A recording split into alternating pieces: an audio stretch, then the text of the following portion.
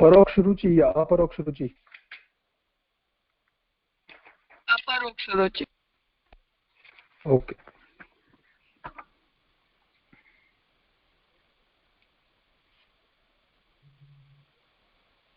रुचि के प्रकार में दो प्रकार है, परोक्ष रुचि और अपरोक्ष रुचि।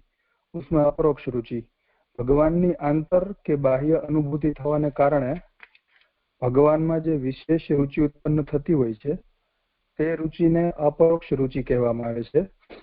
નારદજીના ચરિત્રનું જો વિશેષ અવલોકન કરવામાં આવે તો ભક્તોની સેવા અને તેઓ દ્વારા કરવામાં આવતા ભગવાનના ગુણગાન વગેરેના શ્રવણથી જ્યારે નારદજીની અંદર ભગવાનમાં રુચિ ઉત્પન્ન થઈ ત્યારે તેઓ વિશેષ ઉત્સાહથી ભગવાનના સ્વરૂપનું ચિંતન કરવા લાગ્યા.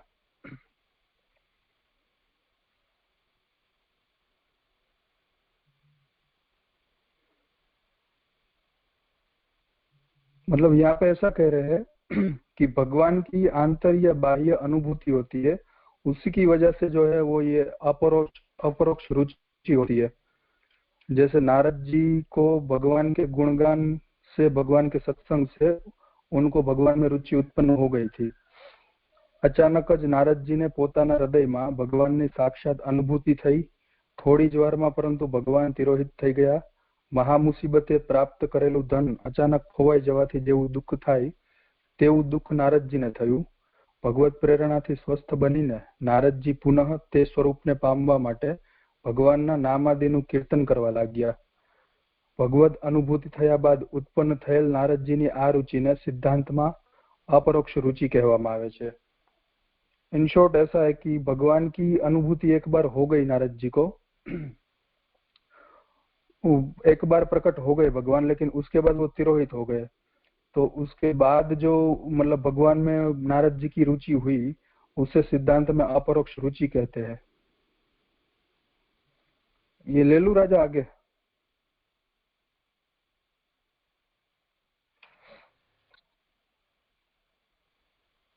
परोक्ष रुचि और अपरोक्ष रुचि की व्याख्या में हम ये समझे थे, रुचि का मतलब होता है कि प्रभु के दर्शन अथवा ठाकुर जी की कोई प्रत्यक्ष अनुभूति हुए बिना केवल गुणगान आदि के से जो प्रभु में रुचि अथवा भाव प्रकट होता है उसे हम परोक्ष रुचि कहते हैं. अपरोक्ष रुचि से तात्पर्य ये है कि ठाकुर जी के दर्शन हो जाए या प्रभु की तरफ से कोई सीधा संकेत मिले, ऐसी घटना के कारण प्रभु में जो भाव प्रकट होता है उसे हम अपरोक्ष रुचि कहते हैं. अर्थात अनुभूति के कारण जो भाव प्रकट होता है वो. इसलिए यहाँ नारद जी का उदाहरण दिया है कि प्रभु हृदय में प्रकट हुए और फिर अंतर ध्यान हो गए. उसके लिए पिछले क्लास में मैंने पद्मनाभ दास जी का भी उदाहरण दिया था कि पद्मनाभ दास जी को वो बहुत पठित थे. महाप्रभु जी की आज्ञा से भागवत की वृत्ति छोड़ी, परंतु महाप्रभु जी द्वारा उपदिष्ट जो भक्ति मार्ग है अथवा कृष्ण सेवा जो है उसके ऊपर उन्हें उतनी श्रद्धा नहीं हो पा रही थी. तो महाप्रभु जी से उन्होंने विनती की कि मैं कोई चमत्कार देखूंगा तभी मुझे श्रद्धा होगी.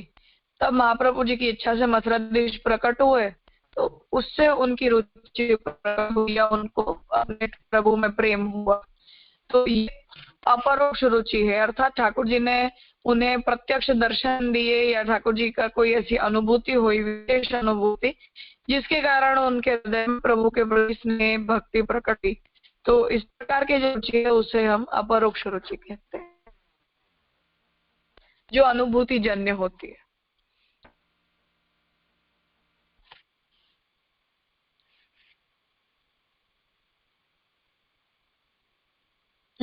करो आगे.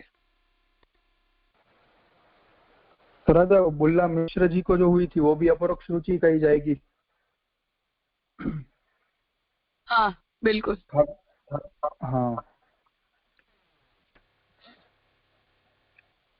परोक्ष रुचिना कारणे કરવામાં આવતા ભગવાનના સેવા શ્રવણ કીર્તનાદિથી સૂક્ષ્મ ભક્તિ રૂપી બીજ ભાવ ધીરે ધીરે વૃદ્ધિ પામે છે.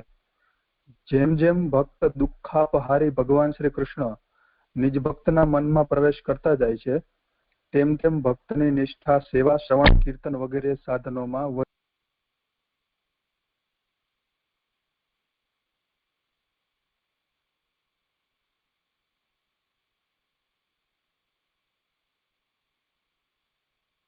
हेलो, आपकी आवाज नहीं सुनाई दे रही है।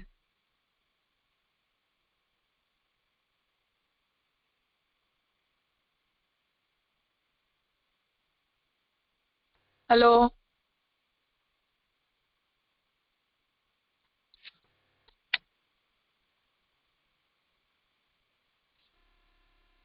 मैं पढ़ देती हूँ। ले लूं? हाँ ले लो। જી રાજી. જેમ જેમ ભક્ત દુખાપહારી ભગવાન શ્રી કૃષ્ણ નિજ ભક્તના મનમાં પ્રવેશ કરતા જાય છે તેમ તેમ ભક્તની નિષ્ઠા સેવા શ્રવણ કીર્તન વગેરે સાધનોમાં વધતી જાય છે. શ્રી આચાર્યચરણના આ કથન મુજબ અંતઃ પ્રવિષ્ટ ભગવાનની સ્ફૂર્તિ ભક્તને પોતાના અંતઃકરણમાં થવા લાગે છે. ભગવાનના શ્રવણ કીર્તનાદિ સમયે થનારા રોમાંચ, અશ્રુપાત, અલૌકિક આનંદ, ઉત્સાહ, સેવા, શ્રવણ કીર્તન સ્મરણને રોકવાની ઈચ્છા ન થવી વગેરે લક્ષણોથી પણ ભગવાનની અંતઃસ્ફૂર્ણા અનુભવી શકાય છે. આમ અણુમાત્ર અનુભવથી આશાનું દિવ્ય કિરણ દેખાતા ભક્તના હૃદયમાં જે ઉત્સાહ ઉલ્લાસ તત્પરતા રૂપી વિશેષ રુચિ ઉત્પન્ન થતી હોય છે તેને અપરોક્ષ રુચિ કહેવામાં આવે છે. मतलब यहाँ पे अपरोक्ष रुचि के बारे में कहते हैं कि जैसे जैसे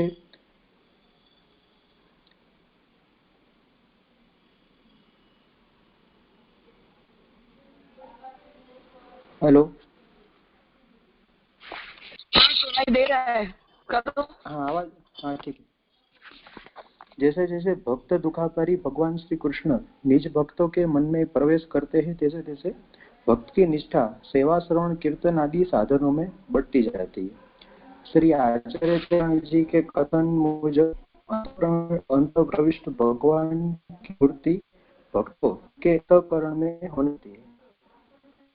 भगवत कीर्तन आदि समय होने वाला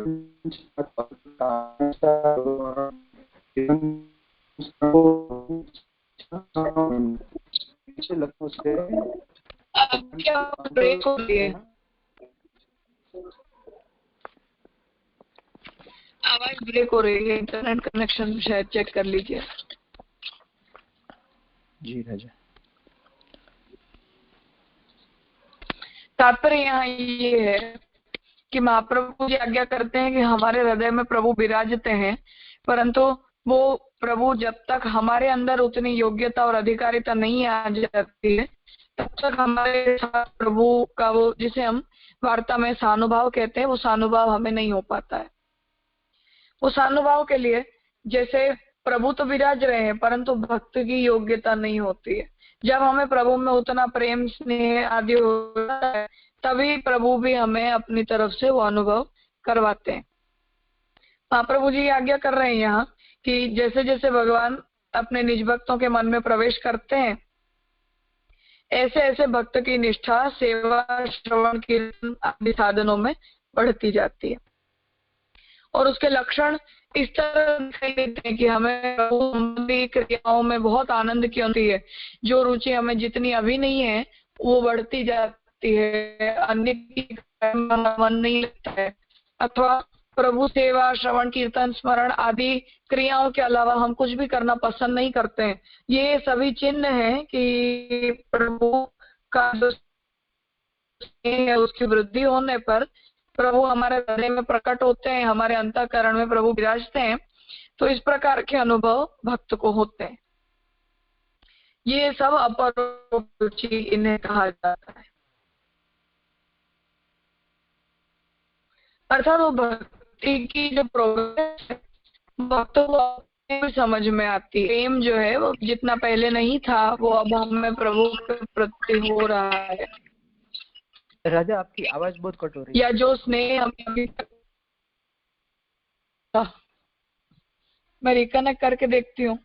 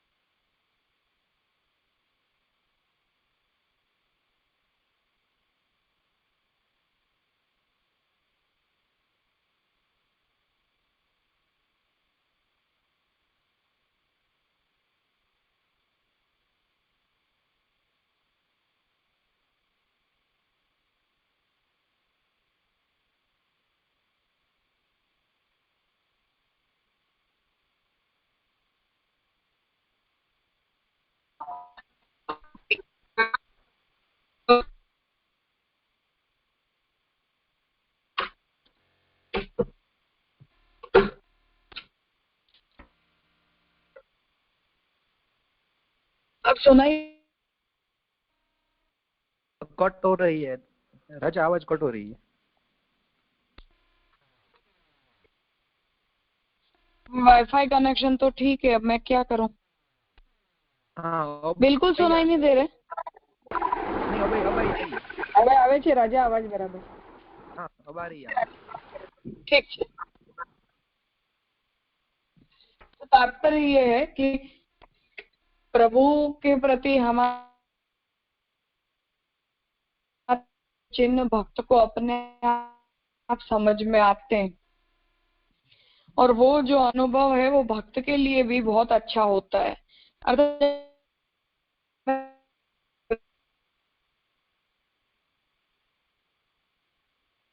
आवाज नहीं आ रही है राजा।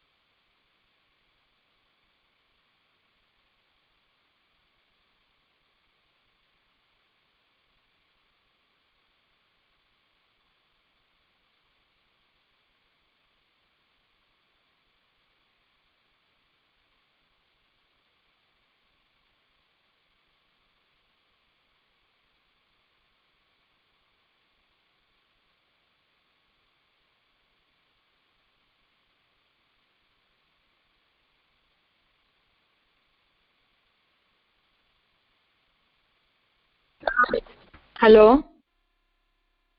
अब आ रही है? हाँ जी राजा, आ रही है आवाज। ठीक जी राजा। तो तात्पर्य यहाँ ये है कि भक्त के जो भाव की वृद्धि है वो भगवत कृपा से होती है, और जैसे जैसे हमारी सांसारिक आसक्ति कम होकर प्रभु में हमारी आसक्ति बढ़ती है और प्रभु हमारे अंतःकरण में प्रकट होते हैं, ऐसे ऐसे सेवा स्मरण आदि भगवत संबंधी क्रियाओं में हमारा इन्वॉल्वमेंट और हमारी जो रुचि है वो बढ़ती जाती है। इस रुचि को हम अपरोक्ष रुचि कहते हैं, जो भगवत अनुभूति से जन्य होती है।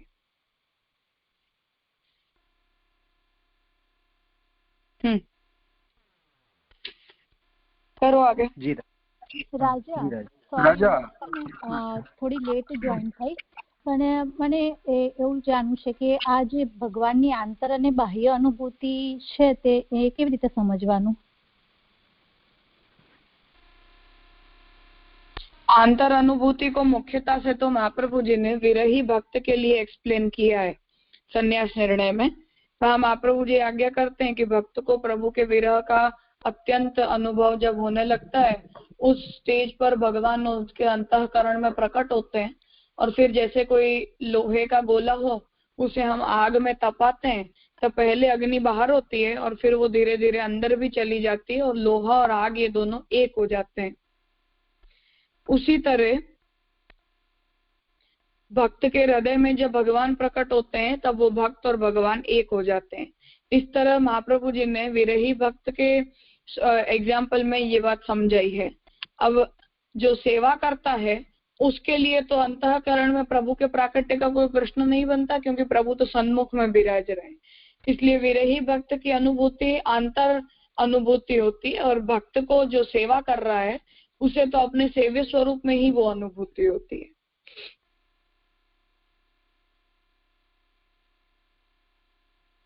जी राजा, तो परोक्ष रुचि અને अपरोक्ष रुचि में डिफरेंस શું છે?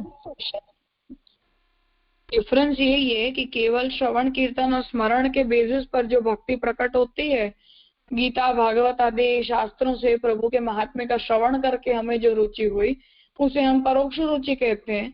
और प्रभु के कोई साक्षात्कार या प्रभु की कोई विशेष अनुभूति के कारण जो हमारा भाव प्रकट हुआ उसे हम अपरोक्ष रुचि कहते हैं।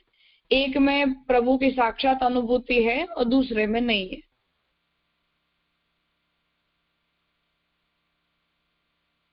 जी राजा, तो जे पेला पद्मनाभ दासजीનું જે પ્રસંગ છે કે જે એમને મથુરાનાથજીએ તાળ જેવું વૃક્ષ જેવું દર્શન આપ્યા હતા, તો એ અપરોક્ષ રુચિમાં ગણવાનું? हाँ जी राजा। राजा यहाँ पे जिसके माथे पे ठाकुर जी विराज रहे हैं वो भी जो जब भी वो सेवा में न हो, मतलब कि कथा पक्ष में हो, सेवा के अनुसार में, तो भी तो वो अंतर अनुभूति वहाँ पे भी जो हो सकती है ना। और वो अंतर अनुभूति अपने सेव्य की ही होती है। जनरल ठाकुर जी के स्वरूप की अनुभूति ऐसा नहीं, मेरे जो सेव्य हैं उनकी ही मुझे अनवसर के समय में अंतर अनुभूति होगी, इसलिए हम उसे अलग नहीं करते हैं। और अंतर अनुभूति कितनी देर होगी? जब हम सेवा में होंगे तब तो ठाकुर जी प्रत्यक्ष ही विराज रहे हैं, इसलिए हम उसे एग्जैक्टली अंतर अनुभूति का नाम नहीं देते हैं।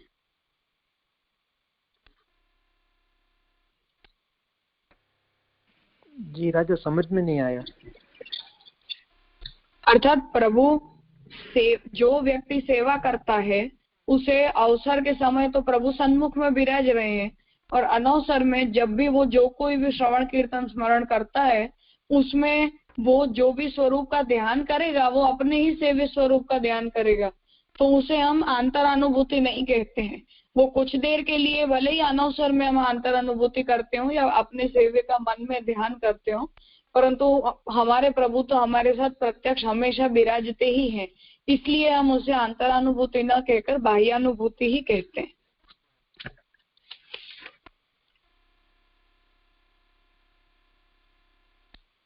जी राजा। राजा, यहाँ अपरोक्ष रुचि और परोक्ष रुचि दोनों में श्रवण कीर्तन की तो सिस्टम है, तो दोनों में जो परोक्ष रुचि में तो ठीक है, हम लोग परोक्ष रुचि की कैटेगरी में है, लेकिन अपरोक्ष रुचि वालों के जो है ये श्रवण कीर्तन वो कैसे होते होंगे?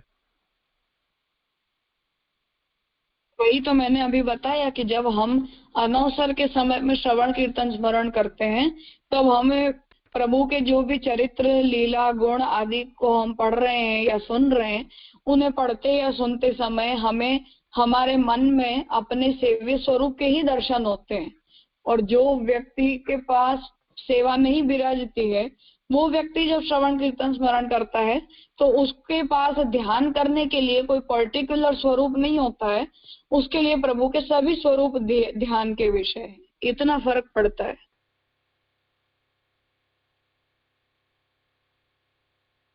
जी राजा।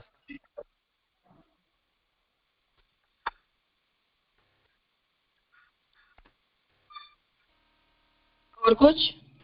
राजा धन्यवाद, प्रणाम। राजा, આપણે પરોક્ષ રૂચિમાં જોયું ને તો એમને શ્રવણ કીર્તન થી એમને ઠાકોરજીમાં રુચિ થાય છે। અપરોક્ષ રૂચિમાં એમને બાહ્ય એટલે જ્યારે ફ્રી ટાઈમ હોય તો ઠાકોરજીનું સ્મરણ કીર્તન કરતા એમના અંદર ઠાકોરજી બિરાજી જાય એટલે એમાં બાહ્ય અનુભૂતિ થાય છે। તો રાજા આપણે અંતર અનુભૂતિ કેવી રીતે સમજવાનું છે? મેં એ જ કહ્યું કે જ્યારે સેવા કરતા ને અનુભૂતિ થાય ઠાકોરજીની તો એ આંતરાનુભૂતિ નથી હોતી, ઓલવેઝ બાહ્યાનુભૂતિ જ હોય। मेरे ही सेव्य मुझे सानुभव जताएंगे, उसमें अंतरानुभूति की तो आवश्यकता ही नहीं है। जब ठाकुर जी सामने विराज रहे हों तो अंतरानुभूति करने की क्या आवश्यकता है? और क्यों ठाकुर जी अंतःकरण में विराजेंगे? प्रभु सन्मुख है तो अंतःकरण में क्यों विराजेंगे फिर? तो सेवाकर्ता को कभी भी अंतरानुभूति नहीं होती है। अर्थात जो भी अंतरानुभूति का अगर हम नाम देना भी चाहें तो वो अंतरानुभूति तो मैं जो स्वरूप की सेवा कर रही हूँ उन्हीं मेरे ही सेव्य स्वरूप की अनुभूति मुझे होगी, तो वो एज गुड एज बाह्यानुभूति ही हुई। 84 वैष्णव की वार्ता में हम ये पढ़ते हैं, जो भी ठाकुर जी के सानुभव बताने जताने के जितने भी प्रसंग है वो सब के सब बाह्यानुभूति है। अब वो अवसर के समय में होते हो या अनवसर के समय में। जैसे गज्जन दावन के चरित्र में आता है कि ठाकुर जी अनवसर में जब अंदर विराजते और टेरा लगा हुआ होता तो गज्जन दावन दहली पे बैठे रहते, ठाकुर जी को बुलाते रहते, अंदर से ठाकुर जी जवाब देते रहते। तो अवसर और अनवसर का भेद तो सेवाकर्ता के लिए केवल नाम मात्र का होता है, बाकी ठाकुर जी तो ऑल द टाइम साथ में विराजते हैं। हमारी अवस्था ऐसी है कि जिसमें हमें हमारे सेवे की कोई अनुभूति नहीं होती है। बाकी अन्यथा जो व्यक्ति को प्रभु से प्रेम हो गया हो अथवा आसक्ति व्यसन की अवस्था हो तो उसमें गज्जन दावन के लिए कहाँ अवसर और अनवसर का भेद होता था। हम ये कहते हैं कि दोपहर के समय में ठाकुर जी गोचारण के लिए पधारते हैं, लेकिन वहाँ गज्जन दावन को तो जवाब दे रहे हैं ठाकुर जी। पद्मनाभ दास जी के साथ खेलने के लिए भी पधारते थे और जो ठाकुर जी क्रीड़ा कर रहे थे वो गज्जन दावन के साथ ही क्रीड़ा करते थे। तो आंतर और बाह्य वाली बात सेवाकर्ता के लिए नहीं होती है। सेवाकर्ता के साथ ठाकुर जी विराज रहे, सब कुछ बाह्य ही होता है।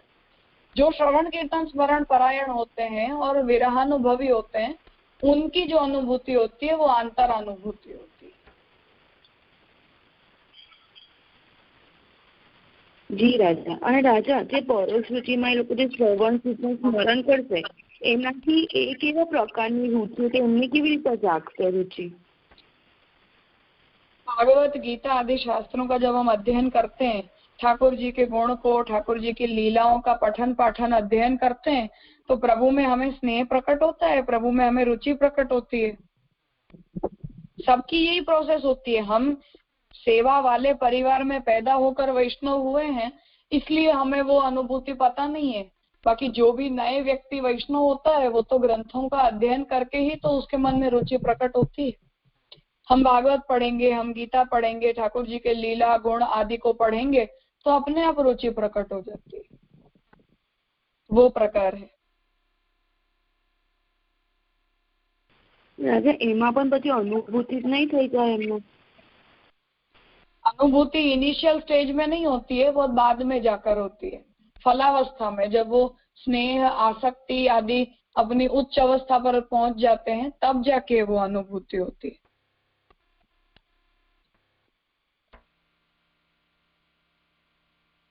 જી રાજા, એટલે મેં ખાલી મહાત્મ્ય જ્ઞાનથી તેમને અરુચિ થશે અને પછી થોડી સ્ટેજ વધશે એટલે પછી અનુભૂતિ થશે અને પરોક્ષ રુચિ થશે, એવી રીતે સમજવાનું રાજા? अष्टछाप का उदाहरण देख लो, वो तो सेवा नहीं करते थे, केवल ठाकुर जी के कीर्तन गाते थे, पर अनुभूति होती थी कि नहीं? सूरदास जी को ठाकुर जी अंतर चक्षु से दर्शन देते थे, ठाकुर जी की सबकी सब लीला सूरदास जी को प्रत्यक्ष थी। तो एक बार स्नेह हो जाने के बाद ये फर्क नहीं रह जाता है। इनिशियल स्टेज पर केवल वो गुणों का जो चिंतन है उसमें हमें किसी स्वरूप का ध्यान करना पड़ता है या कोई ध्येय स्वरूप हमारे मन में होते हैं। उसके बाद तो फिर प्रेम आसक्ति हो जाए, उसके बाद तो प्रभु की सब लीला प्रभु की जैसी इच्छा हो तब भक्त के लिए प्रत्यक्ष ही होती है। जैसे सूरदास जी को दर्शन होते थे, अंध थे, हम कहेंगे कहाँ से प्रत्यक्ष हुआ, पर ठाकुर जी उन्हें दर्शन देते थे। सभी अष्टछाप के चरित्र में यही बात है।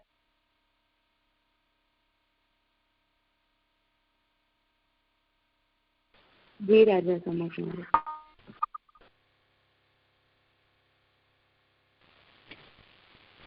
हेलो राजा। दंडवत राजा। राजा, यहाँ पे एक ऐसा दिया हुआ है परोक्ष रुचि में कि जैसे किसी ने ठाकुर जी भक्त को मतलब भक्ति मार्ग के ऊपर उसको रखना चाहते हैं तो उसमें सूक्ष्म बीज रूपी भक्ति का आरंभ मतलब रोप डाल देते हैं, उसे मतलब बीज भाव भी कहा जाता है। तो राजा यहाँ पे ऐसा कहा है कि जैसे वो बीज भाव उस भक्त में नहीं होगा तो फिर वो श्रवण कीर्तन या कोई सेवा वो नहीं कर सकता है। तो राजा जो जैसे अभी आपने बताया कि जो वैष्णव जन्म में मतलब कुल में नहीं जन्म लेते हैं जो भी जीव, उनको तो फिर वो कैसे होगा मतलब बीज, मतलब वो तो पढ़ के फिर उनकी रुचि होगी फिर वो आगे बढ़ेंगे। तो बीज भाव नहीं हुआ तो क्या वो सेवा ही नहीं कर पाएंगे? भाव से यहाँ तात्पर्य एनवायरमेंट या फैमिली में जन्म लेने से नहीं है। बीज भाव का मतलब है कि जब ठाकुर जी ने जीवों का पुष्टि जीवतया वर्ण किया था तब उस जीव में जो भक्ति का बीज भाव प्रभु स्थापित करते हैं उसके लिए यहाँ कहा जा रहा है। उस बीज भाव के लिए वैष्णव परिवार में जन्म लेना या वैष्णव एनवायरमेंट मिलना जरूरी नहीं है। वो बीज भाव तो किसी भी प्रकार से प्रकट हो सकता है। अवैष्णव के परिवार में भी रहने वाले व्यक्ति में किसी भी माध्यम से वो बीज भाव प्रकट हो सकता है और वैष्णव परिवार में जन्मे होने के बाद भी वो बीज भाव बिल्कुल ही ना रहे, मतलब बीज भाव नहीं होने के कारण पूरा घर वैष्णव हो फिर भी घर के लोग में प्रभु के प्रति कोई रुचि या भाव नहीं होता है। यहाँ बीज भाव से मतलब प्रभु का किया हुआ वर्ण है। अब वो बीज को अंकुरित करने के लिए हमें एनवायरनमेंट मिल जाए या शास्त्र का हम अध्ययन कर लें या वैष्णवों से संग हो जाए, ऐसी कोई स्टिम्युली की जरूरत पड़ती है कि जिसकी वजह से वो बीज भाव हमें अपने आप को पहचान में आए कि अच्छा हमारे अंदर ये रुचि है। वो किसी भी माध्यम से मिल जाता है, वो ठाकुर जी जैसी कृपा करते हैं ऐसे हो जाता है। वैष्णव परिवार में जन्म मिलता है तो एनवायरनमेंट ऐसा मिल जाता है। अवैष्णव फैमिली में जन्म लेते हैं तो भी किसी न किसी माध्यम से ठाकुर जी जब समय आता है तब उनके बीज भाव को प्रकट कर देते हैं। हमारा एफर्ट्स श्रवण कीर्तन स्मरण के जितना रहता है, हमारे हाथ में जब हो तब तक वैष्णव का संग हम करें, गीता भागवत आदि का अध्ययन करें या प्रभु संबंधी एनवायरनमेंट में रहें तो वो बीज भाव प्रकट हो जाता है।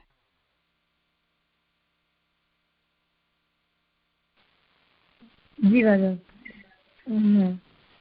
और बिना बीज भाव के तो सेवा भक्ति नहीं हो सकती, ये तो सही बात है। वैष्णव परिवार में जन्मे हो फिर भी अगर उस जीव का वर्ण प्रभु ने पुष्टि जीव तैयार नहीं किया है तो वो जो कुछ भी करेगा वो भले कर लेता पर उसमें कोई प्रोग्रेस का स्कोप नहीं है, उसे भक्ति मार्गीय फल नहीं मिल सकता है। जी राजा, मतलब बीज भाव अंकुरित करना तो जरूरी है भक्ति करने के लिए। मतलब वो समय आने पर प्रभु खुद ही ऐसी कृपा करते हैं भक्त के ऊपर कि वो हो जाता है, पर हमारे प्रयास भी जरूरी है कि हम उस बीज को अंकुरित करें। हमारे अंदर रहा हुआ है पर हम जानते नहीं है। एनवायरनमेंट मिल जाता है तो वो प्रकट हो जाता है, उस एनवायरनमेंट से हम दूर हो जाते हैं तो फिर वो ठंडा पड़ जाता है। इसीलिए हमारे वहाँ असमर्पित त्याग, अवैष्णव का संग, असत संग या जो भक्त नहीं है ऐसे लोगों के साथ ज्यादा संपर्क, इन सब को इसीलिए अच्छा नहीं माना गया है क्योंकि वो एनवायरनमेंट से हम बाहर चले जाते हैं तो बीज भाव रहा हुआ हो फिर भी वो जो अंकुरित होने के लिए जो स्टिम्युली की हमें जरूरत पड़ती है ना वो नहीं रह जाती, तो बीज भाव रहते हुए भी ठंडा पड़ जाता है। जी राजा। इसलिए से दुसंग से या बहिर्मुख वातावरण से हमें दूर रहना चाहिए। वो केयर तो हमें खुद भी लेनी पड़ती है। सिर्फ प्रभु के किए गए वर्ण से सब कुछ नहीं हो जाता है, हम थोड़ा प्रयास करें तो वो बीज भाव जो हृदय में रहा हुआ है वो धीरे धीरे अंकुरित होता है।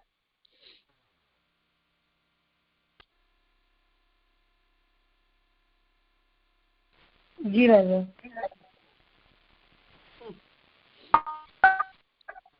ठीक है, आज का यहाँ रखते हैं, आगे का विषय कल करेंगे।